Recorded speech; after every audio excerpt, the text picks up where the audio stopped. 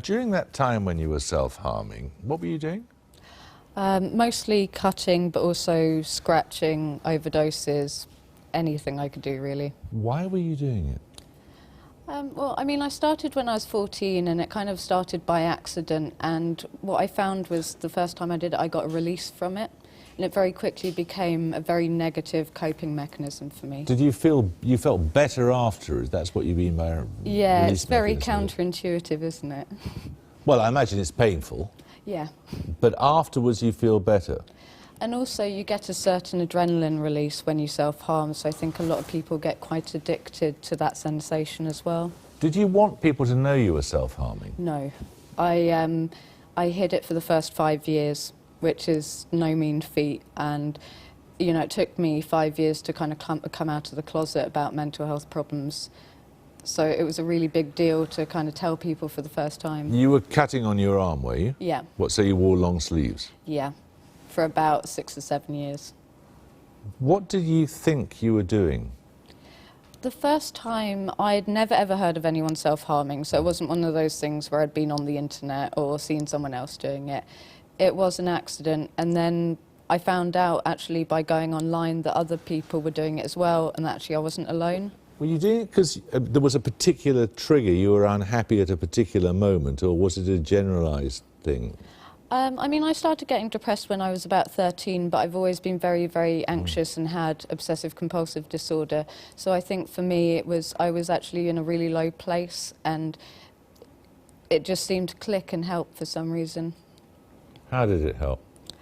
It was a kind of relief. I think a lot of people think that self-harm is very similar to suicide, but actually for a lot of young people they find that by self-harming they stop themselves doing anything worse, so it's kind of a way of releasing emotions slowly.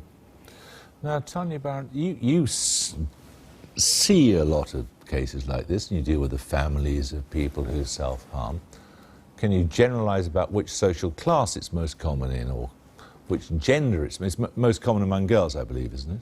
It is, although we're seeing more and more boys self-harming. I mean, you know, the report today has really confirmed what mental health practitioners who work with children and young people have known for years. In the last 10 years, there's been an increase of 68% in terms of admissions to hospital for young people who are self-harming. And it crosses class, really. Although we're seeing a lot of kids from backgrounds you wouldn't normally presume that they would have difficulty. So kids from nice homes, aspirational families, particularly at this time of year around exam time, who are under so much pressure that self-harm does become a coping mechanism. I mean, the really intriguing and worrying question here is why it's growing so much. It's not just exams, is it? It's not just exams, and children and young people do it for different reasons. And, you know, a lot of people say, oh, it's attention seeking and it's a fad.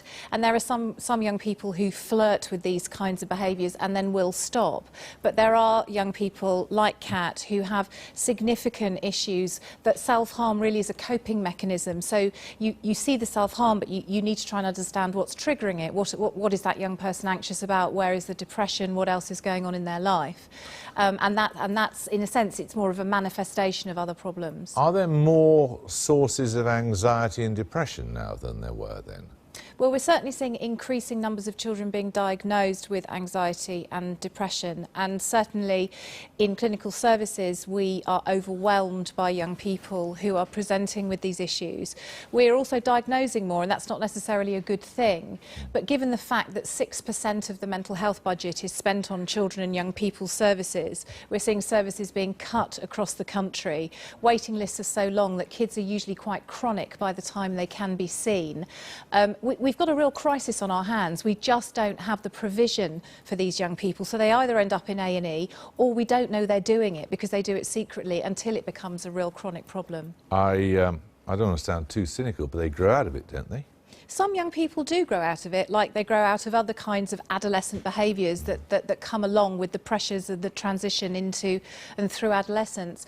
But 50% of all mental health problems will show themselves by the age of 14. 75% of all mental health problems, excluding dementia, will show themselves by the age of 24.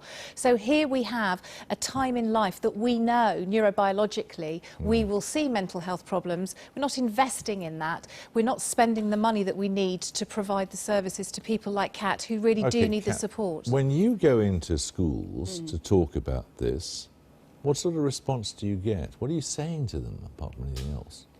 I mean, a lot of the time I'll go in when there's already been an incident at a school, so there's been a suicide attempt or there's knowledge that self-harm is going on.